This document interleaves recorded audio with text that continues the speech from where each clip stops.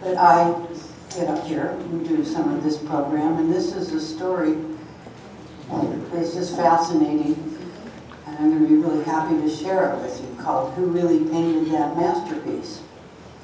Have any of you heard of the story of the Dutchman Han van Meegeren?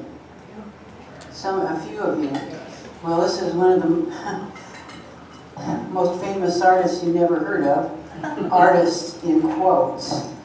This is a picture of him. He was born in the Netherlands and died in 1947, just shortly after World War II. And his fame began in 1945. We're, I think most of us familiar with the Monuments Men story. After the war, the Allies discovered enormous hoards of art that had been looted all over Europe by the Nazis. And many of them were discovered in a storage in a salt mine in Austria. Hundreds and hundreds and maybe even thousands. And the most guilty perpetrators of these were, we all know who the gentleman on the left is, his second in command, Hermann Goering. And we're still beginning to discover the massive scale of their theft all over Europe during the war. They've had a lust for collecting paintings. I don't want to believe it's because they genuinely were appreciative of fine art. I think they just wanted big brand names and to enhance their own prestige.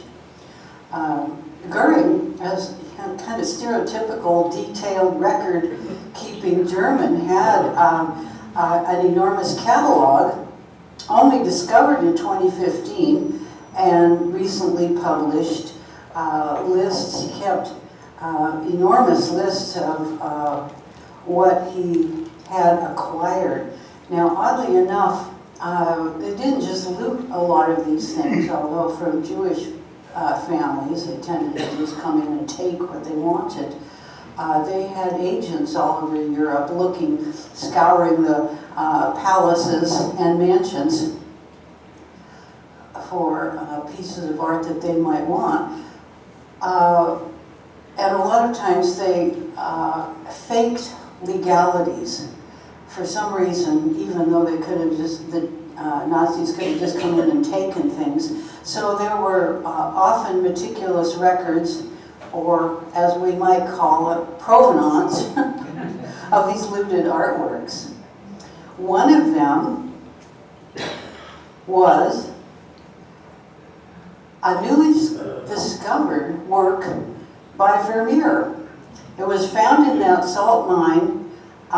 It was in Hermann Goering's treasure trove, and investigators traced it back to a Dutchman named Han van Meegeren. He was arrested and charged with collaboration, which in the aftermath of World War II was extremely serious. We're probably all familiar with how hated collaborators were, and a lot of them didn't survive the disclosure of what they'd done during the war in cooperation with the Nazis. They charged him with plundering the cultural property of the Dutch, and he could have been ending his life at the end of a hangman's rope or in front of a firing squad. But here's the interesting, surprising turn. He confessed, "This is no Vermeer, I painted it myself." So he confessed to forgery to save himself from the worst crime, the capital crime. That's kind of an extraordinary thing to say. Johannes Vermeer, a 17th century Dutch painter, is very famous now, but only in the mid-1800s was he discovered as the genius that he's now recognized to be. Only about 35 of his known authenticated paintings exist, but it was plausible that unknown Vermeer paintings had been surfaced, perhaps during the war, because occasionally, in fact, about 5 during the 20th century, about 5 unknown Vermeers had been discovered and authenticated. Now I'm going to put authenticated in quotation marks too, because some of them turned out not to be, and this is a story of some of them. Hermann Goering, what a lovely person he was. He considered himself a Renaissance man, very cultured and so forth, but his love of the pleasures of life had made him grotesquely obese. One of the American allies in Germany described him as a yard across as the crow flies. But he had just missed acquiring a Vermeer because his friend Hitler had decided he wanted it instead, and Goering, even though he hated to miss out, he couldn't say no to Hitler, but he, after that, had agents continuing to look for a Vermeer for him. So here is where the story of Van Meegeren and the story of Hermann Goering connect. This was extraordinary. Nobody was going to take it face value. Yeah, sure, you painted that, and it's been regarded as an exceptional masterpiece, and only a genius could have created it. You're going to have to prove this. So he was set up in a house, still under arrest, and provided with the materials that he said he wanted. And between July and December of 1945, he created a Vermeer titled Christ and the Doctors, and he was using his elaborate forgery techniques. Now note the time frame there. It's about 5 or 6 months. I'm going to speak a little bit later about what his forgery techniques were, and you'll see why it took that amount of time. It was quite a project. So he completed this, submitted it to the court, and the panel of experts that observed him and analyzed his paintings, along with a number of others attributed to Vermeer, Frans Hals, and Peter van Gogh, that he claimed to have forged. And sure enough, the experts said these could not have been created in the 1600s. They contain materials that didn't even exist until the 20th century. Van Meegeren had his defense. He went on trial. The courtroom was quite a showroom. It was festooned with his paintings. Spectators crowded in, and Vermeer proceeded to save his own life. Here he is in the courtroom. In the back you can see a painting. I think that's Jacob, not or identified as, but it doesn't matter. That's Van Meegeren sitting here like this. And whoever that gentleman is standing up, I think it's one of the prosecutors. Who's this? Who's this? Not Vermeer. That's Van Meegeren sitting there with his head in his hands. looking like that young boy in Home Alone movie. And here's where the story really gets interesting. He was cleared of the charge of collaboration. Not only did he get himself acquitted of collaboration, he emerged as a national hero.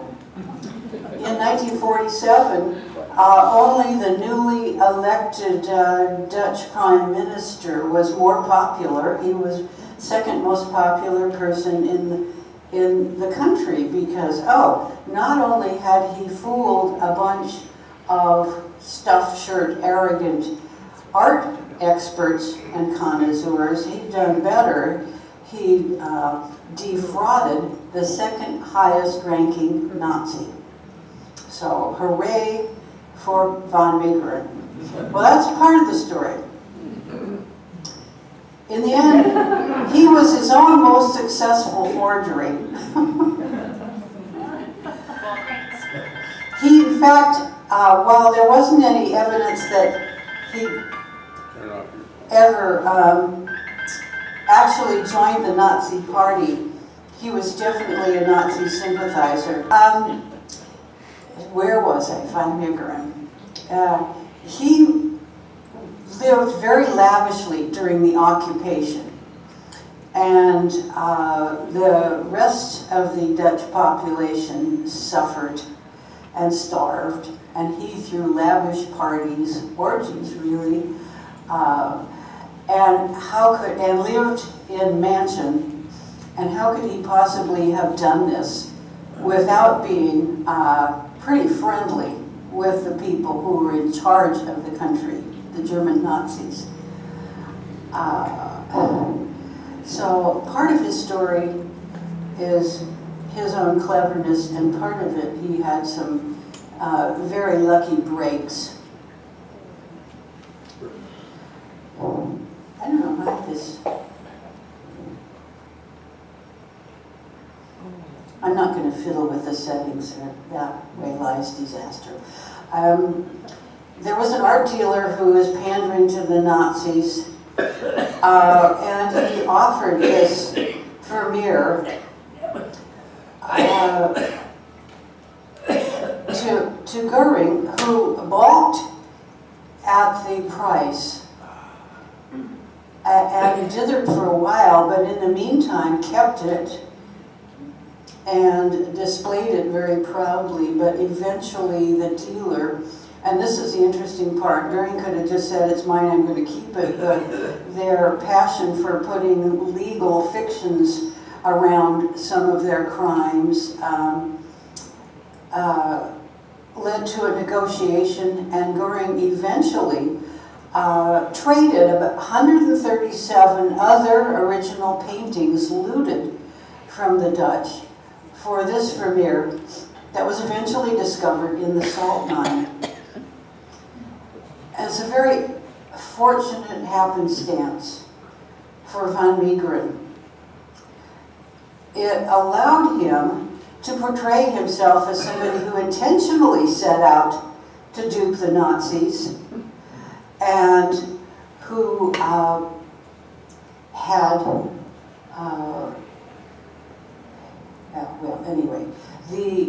the time-honored technique of arranging the facts to fit the theory, that's what von Meegeren did.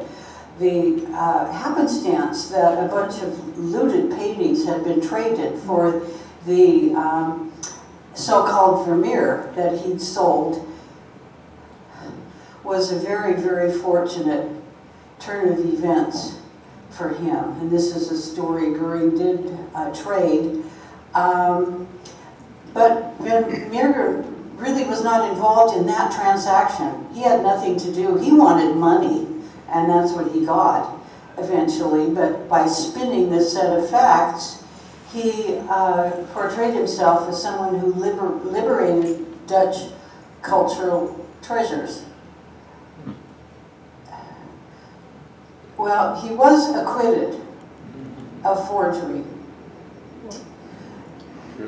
But the Dutch, I guess, just even though he was a folk hero, couldn't quite let him go, so he was acquitted of selling Vermeer to the Nazis, but he was charged with forgery and fraud and brought to court a second time in 1947, and the prosecutors were asking for a quite lenient sentence, him being so popular. He was convicted, and the sentence eventually was just 1 year. Unfortunately for Van Meegeren, his lavish living, he was an alcoholic, a drug addict. His health was very poor as a result of the way he'd been living it up. And he suffered 2 heart attacks. The second one took his life away in December of 1947. But that's not the end of the story. Here is, how well you can read this, I don't know, but he was estimated to have made on forgeries about $35 million in 2014 dollars. Now it's probably still a whole bunch of money in 2024 dollars. But he was undoubtedly, and by all the evidence, an extremely rich man. But it's difficult. And he did, in a sense, earn his wealth. We're going to take a look later at that painting listed at the top, the Supper at Emmaus, and he sold it in 1937 for what in 2014 would have been $4 million. Now, the question. We know who, now we are going to look at why. He was very well trained and skilled in his early years. In the early decades of the 20th century, he sold paintings, and he sold them well, and they earned praise. He became much in demand as a portrait painter. He happened to be very fond of the Dutch masters and their painting techniques. The people whose portrait he painted, and of course he was hanging out with rich and famous. Poor and unknowns don't get their portrait painted. But the Dutch master techniques were much admired. Now, in subsequent exhibitions, the critics were unkind to him. One described him as having every virtue except originality. He joined that large population of the formerly promising. That stung. He had quite a tender ego and could not bear that kind of criticism. He yearned to be recognized as a genius. So this is how he decided to do it. Part of his motivation was revenge on these snooty know-it-all critics who told everyone that he was unoriginal and a stale imitator. So he was going to create paintings by people who had been recognized as original and brilliant, and seek acceptance by the art experts, and therefore soothe his wounded ego. Now, he also wanted money. He didn't sell these things cheap. Before the war, he lived in this villa on the French Riviera, and again, lavish parties, living it up. But he also worked for, as he reported, 6 years to perfect the difficult technique of making a painting that could be accepted by art experts as something created 300 years ago by one of the foremost Dutch masters. And this was kind of in the early years of using scientific techniques to authenticate old paintings. Mostly at that time, art experts were reigning supreme, and their word on a painting would authenticate it. Some of them, and some of them claimed that just their trained eye could recognize something by, say, Vermeer, or something someone said was by Vermeer but was not. That's not entirely preposterous, because long exposure to a lot of art can train fine distinctions. I mean, for example, and this is from music, my parents had a recording of some Beethoven sonatas played by Wilhelm Kempff. And I didn't exactly study it, but I frequently played it because I loved those pieces of music. But then when I heard on the radio someone playing the same music, I instantly recognized it was a different pianist. And I'm not even a music scholar. So it is true that people's works of art have very individualistic characteristics, and highly trained people with long exposure can detect that, although nowadays we don't accept that as complete authentication. It was at the time the standard way of deciding whether the work of art really was by the old master. Now, as I said, he worked for 6 years to perfect this, and it was quite elaborate and difficult. He carefully selected only pigments. At the time that Vermeer was painting, artists didn't go down to the store and buy a tube of paint.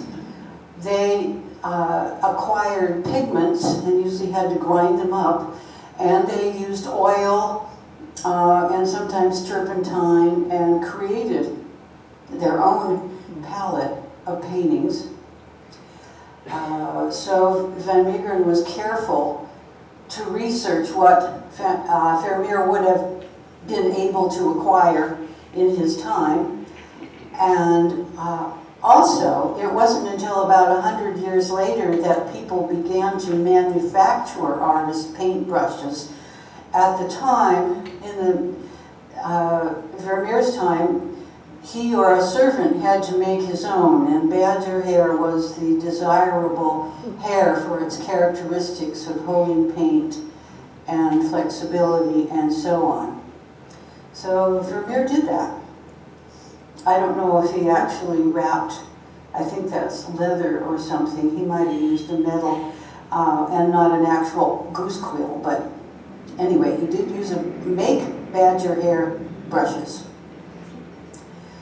The most difficult part was to make 300 years pass in the blink of an eye, so that a painted canvas would look and behave like something that had aged for centuries. So what do? We went to Holland, where they appeared to be relatively plentiful. He found mediocre paintings of the correct age. If he was lucky, he found them on the original wooden stretchers and the original nails, which was not totally necessary. It was plausible that an old painting would have been restretched and reframed. People did do that, if the old stretchers had deteriorated. But it was a bonus to have the original ones. So he acquired one of these, several of these, and took the canvas off the stretcher. But he had to cut this particular canvas we're talking about down to fit the size of the commercial pizza oven he'd acquired. It had to be a pizza oven because it had to be pretty big. You couldn't just go into your kitchen and put it in there. It was an electric oven, so that was not exactly an authentic touch. So he was working here in this example, and something was about 50 inches by 50 inches. So he took out the nails, saved them, and resized the stretcher to fit the newly cut down canvas, and rubbed a bunch of grime into the cuts so it looked like they were old. And then this part would try anybody's patience, I think. He had to remove, fleck by fleck, old hardened oil paint without damaging the centuries-old canvas. There were some artists that would just paint over. Hardened oil paint doesn't technically dry, it hardens up and changes over even decades. But Vermeer was not known to do that. Van Meeren didn't want to risk his painting subjected to an X-ray examination, which was one of the scientific tests that was fairly frequently used. He couldn't just take it off with turpentine, because when the paint is very old, that won't work. You can't dissolve it. So he was forced to resort to his, pumice stone and palette knife, pick a little chip at a time. So he was nothing if not diligent. He was very methodical.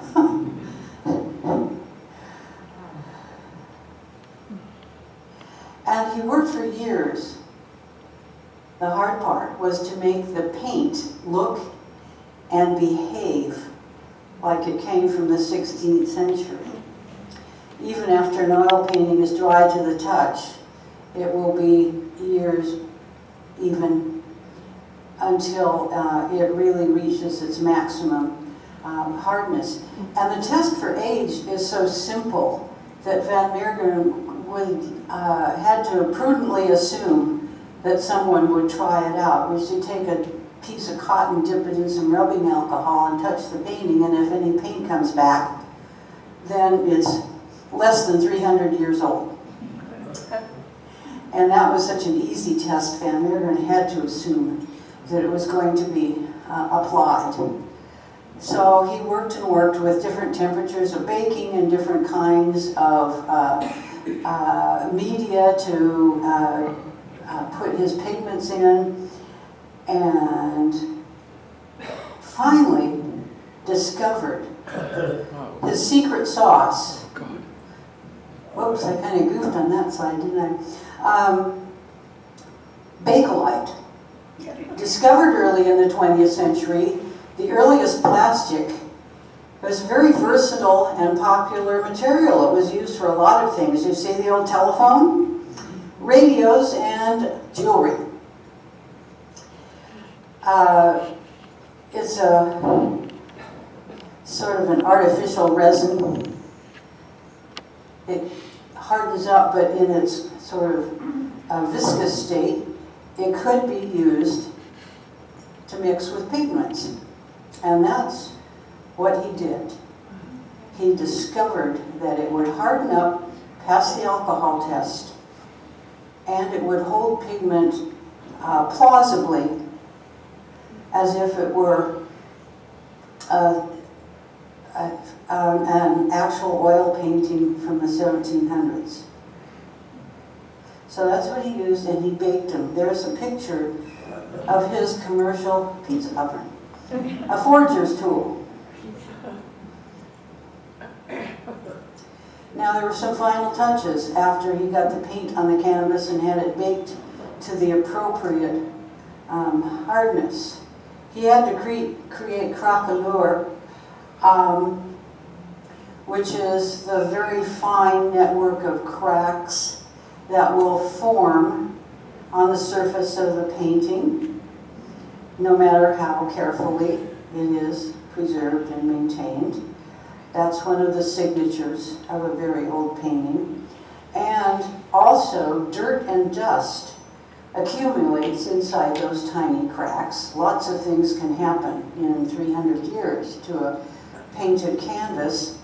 So he didn't want to risk using dirt but he discovered that actually covering his painting with India ink and then washing it off would work fine. It would not have been survived if anyone had actually tested it, because it would have had very heterogeneous particles under a microscope. Whereas if it was just grime that you scraped off the sole of your shoe, it would be a whole variety of different things. But that's what he used, and it worked for him. And then what had to happen is one of those art experts had to declare that it was actually a Vermeer. And here is where the expert Abraham Bradius came in. He was very elderly at the time, but he was also very famous in the art world for having discovered some previously unknown actual Vermeers and for championing this relatively unknown artist as a genius, which we all kind of recognize today. But he was also described as a monster of vanity. Nobody could contradict him. If he said this painting was authentic, why, that's it. I mean, don't look for any other evidence. That was the kind of person he was. So that would have been perfect. Through an intermediary, Van Meegeren arranged to have Bradius take a look at his masterpiece forgery. And here it is.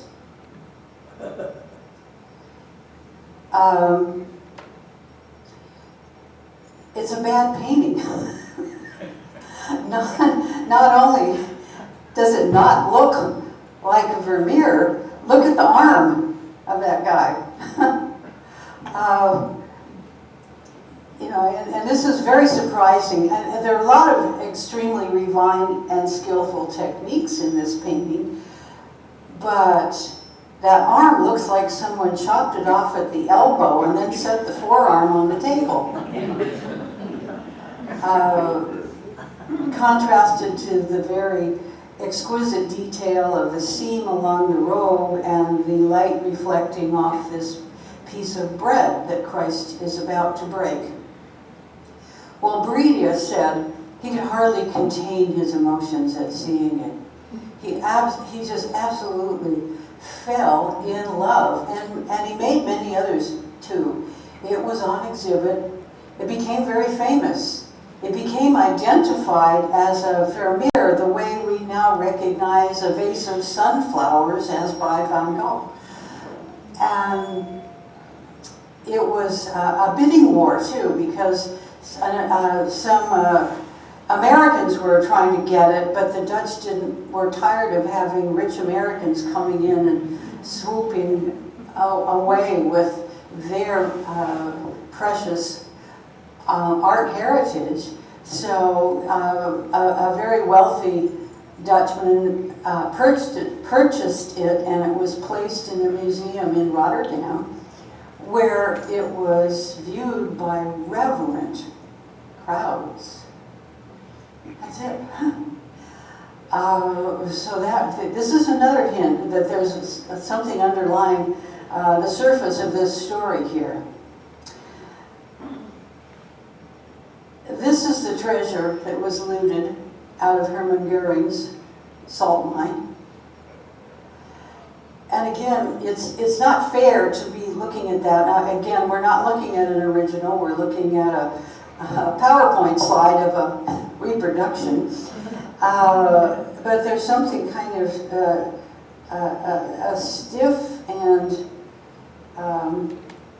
lifeless about those figures. Now, that could be, we're reading it in, although you can see there's some very careful brushwork and shading and so on. It was tainted definitely by someone who had been schooled in painting techniques. But a work of genius, well, as it turned out, no. Here's an example side by side. Now, bear in mind that during the war, all of the real Vermeers had been hidden away, so it wouldn't be possible to do a side-by-side comparison, and that was another luck of timing that made Van Meegeren's fate. This one on the painting on the left is a Vermeer of a not very nice subject. And the one on the right is, now Vermeer tended to paint attractive people, but the ones that Van Meegeren painted don't look very attractive at all. That's one difference. But the fact is that many Van Meegerens survived scrutiny, if not scientific testing, were lauded and praised, and people swooned over them, and he became a folk hero. Now, this is the rest of the story. Van Meegeren took advantage of some lucky breaks of timing and created himself as a folk hero. He took advantage of a very human tendency to believe what we want to believe. Imagine, Laureen can probably tell us about this, the feelings of the Dutch right after the Nazis had been kicked out. Holland was liberated. The painful discoveries of people who had collaborated with their oppressors, those responsible for their suffering. And here was a story of someone who said, I actually saved paintings and I cheated Hermann Goering. There are stories that are too good to be true, but in certain circumstances there are stories that are too good to be false. The reason has to be in the sensibility and feelings of the poor Dutch people who were trying to heal from this terrible ordeal of Nazi occupation. A hero is what they wanted, and a hero is what they got. There's a lot more to the story, but I think I'll stop there because I could go on and on, maybe for more than an hour. But I just wanted to share this and leave you with contemplation of how we can fool ourselves when we want to. We all know this now in the 21st century, where we understand people can get themselves to believe a lot of the most preposterous things. And preposterous mythology can even become accepted by a large number of people, and often to their detriment. That's what I have to say about Hans van Meegeren, the forger extraordinary. Anyone else have any comments? The mic is on, I think. With all the care and detail that he had to do to fool the experts, and Goering probably wasn't hard to fool. He was no expert, but he somehow overlooked something that was in the paint when they did discover. Do you know what that was and how that came about? Why did he fail to get paint that was totally used in the back in 300 years ago? For the simple reason that there wasn't any. The artists made their own pigments, and they would actually, while they were still painting a picture, they would preserve them inside pig bladders so they wouldn't start to harden up. But if you had some actual 300-year-old paint, it would have been hard as a rock. But yes, he did. He did try to use the authentic materials, but after like several months, it did not look or behave anyway like a 300-year-old painting would. He had to solve he had to get it to pass that alcohol swab test, being something so simple that it was almost certain someone would try it. And that turned out to be quite difficult. It took him 6 years until he discovered Bakelite. So yes, he tried to use as much as possible authentic. But you can't just reach back down, time travel into the 1700s and acquire an actual little pot of paint. Anybody else? Did he actually compose these pictures like they'd never been painted before? He decided exactly what to paint, so he didn't just copy. We can't. Copy. She's oh yeah, she's asking, did he actually compose the paintings? And that's an interesting question, because he did copy himself in one case when he was a young and still promising artist. He did A Supper at Emmaus, very much the same composition, so that was his original composition. But he also did mimic the composition and poses of the figures of other artists. He happened to discover that Vermeer admired Caravaggio, and Caravaggio had happened to make 2 paintings of the Supper at Emmaus, and he selected one of them to sort of use as a framework for his composition. There's a book, and I can't remember the author, but the title is The Mormon Murders. And this particular book is very parallel, where the book is forged. It contradicts some of the beliefs of the Church of the Latter-day Saints. And they try to buy it, and their hierarchy does, to suppress it because of what the same kind of thing, getting the right paper, getting the right ink, goes in that too. Yes. In fact, that true crime story, Forensic Files, did a segment on that. It's a fascinating story. Here's something else that's a little curious aside. Von Berger really was a Nazi sympathizer. He created a lavish coffee table type book and made it, just a few copies of it as a special gift. And one of the people who received that gift was Adolf Hitler. It happened to be signed to my beloved Führer, and Van Meegeren signed it. That, in fact, surfaced at his trial. Now, why didn't that torpedo his whole defense? Well, by that time, he built up his persona, and it was so beloved, and the Dutch didn't want to give it up, I guess, because it was much comforting than the truth, much more comforting than the truth. He merely said, "Oh, I've signed a lot of copies. Maybe somebody else wrote that dedication," even though it was in his own handwriting. He got away with it. Anybody else? Thanks for your attention. Thank you.